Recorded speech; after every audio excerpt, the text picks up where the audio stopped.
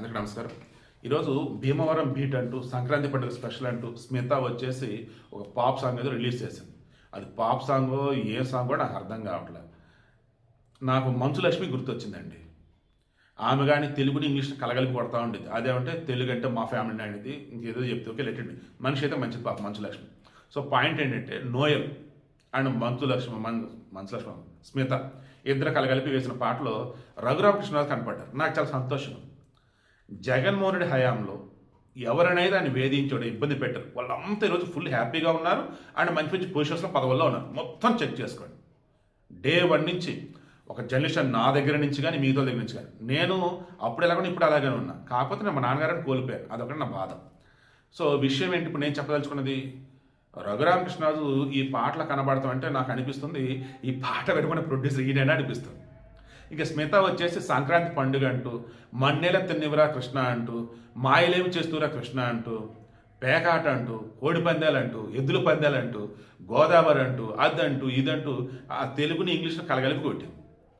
ఈమెకు అర్థం కానిది ఏంటంటే ఇప్పుడున్నటువంటి పిల్లలు ఈమెలో సగం వయసు కూడా ఉండరు. వాళ్ళు ఏది ఈ 1995 తర్వాత లేదా 2000 తర్వాత పుట్టిన వాళ్ళు అనుకుందాం. ఓకే, వాళ్ళు ఒక చిన్నపాటి ఏదైనా సాంగ్ పెట్టారంటేనే మిలియన్స్లో వ్యూస్ వస్తున్నాయి. బట్ ఏమో పెట్టిన దానికి 1 డే ఏమో దాటినట్టుంది, ఇంకా 5 లక్షలు ఏమో ఉన్నాయి అంతే. ఎందుకంటే ఆ మ్యూజిక్ అంత బాగాల, ఆ లిరిక్స్ అంత బాగాల, అర్థం పర్థం ఏ విధంగా ఆ స్టెప్పులు అసలు బాగోల.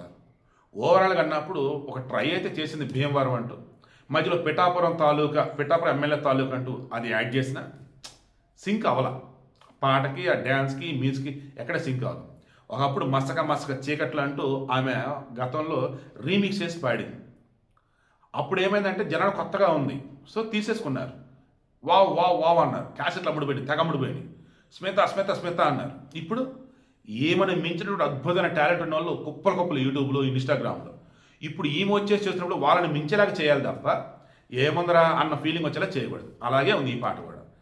ఇప్పుడు నేను చెప్పాల్సింది ఏంటంటే మీలో ఎవరన్నా కానీ ఏదైనా కొత్తగా స్టార్ట్ చేస్తున్నప్పుడు ఇతరుల కన్నా విభిన్నంగా ఉండేలా చూసుకోండి. మ్యూజిక్గా, పాటలో సాహిత్యమా, పాడే విధానమా, డ్యాన్సా, అది. అండ్ అన్నిటికి మించి ఫెస్టివల్ సంబంధించి పాటలు అన్నప్పుడు ఆ ఫెస్టివల్ గొప్పతనం చెప్పేలా ఉండాలి, అంతే తప్ప కంపు చేసేలా ఉండొద్దు. ఈమె సంక్రాంతి గొప్పతనం అంటే ఏదైతే చెప్పిందో ఈ లిరిక్స్ ఎవరైతే రాశారో ఆ సాంగు, ఆ డ్యాన్సు, ఆ కాస్ట్యూమ్స్ ఎక్కడ సంక్రాంతి అని ఫీల్ రాలా.